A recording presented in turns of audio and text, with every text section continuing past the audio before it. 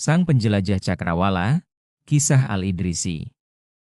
Pada tahun 1100 Masehi, di kota pesisir Ceuta yang indah, lahirlah seorang bayi laki-laki bernama Abu Abdullah Muhammad Al-Idrisi. Ia dikenal sebagai Al-Idrisi. Keluarga Idris sangat istimewa karena ia adalah keturunan langsung Nabi Muhammad SAW, sehingga ia sering dipanggil Asy-Syarif yang berarti orang yang mulia. Sejak kecil, Idris selalu menatap laut dan bertanya-tanya, seperti apa rupa dunia di balik garis cakrawala itu? Idris tumbuh menjadi pemuda yang sangat haus akan ilmu. Ia melakukan perjalanan ke Cordoba, pusat pengetahuan paling megah di Andalusia. Di sana, Idris menghabiskan waktu bertahun-tahun untuk mempelajari geografi, astronomi, dan kedokteran. Ia tidak hanya membaca buku, tapi juga berdiskusi dengan para guru bijak tentang bentuk bumi dan bintang-bintang di langit. Setelah menyelesaikan pendidikannya, Idris memutuskan untuk melihat dunia dengan matanya sendiri. Ia mengemas barang-barangnya dan memulai penjelajahan yang luar biasa. Ia berkelana menyusuri Afrika Utara, melintasi pegunungan di Spanyol, hingga berlayar ke pantai-pantai jauh di Inggris dan Perancis.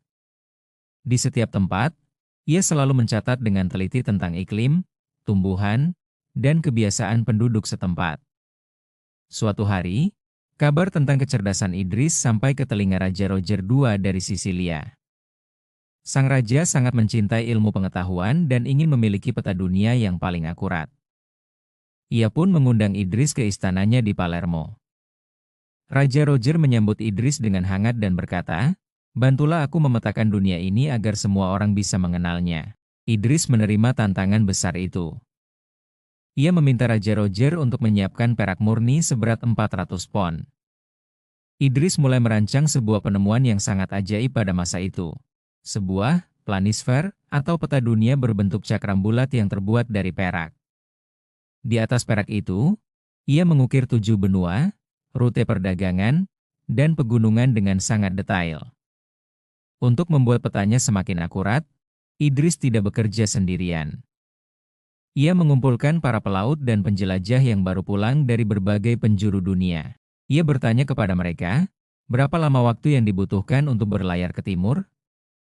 Seperti apa bentuk pelabuhan di sana? Idris dengan sabar mencocokkan setiap cerita dengan perhitungan matematikanya yang cerdas. Setelah bekerja keras selama 15 tahun, Idris akhirnya menyelesaikan karya besarnya. Selain peta perak, ia menulis sebuah buku luar biasa berjudul Nuzhat al-Mushtaq fi Ihtiraq al-Afaq atau yang lebih dikenal sebagai Tabula Rogeriana.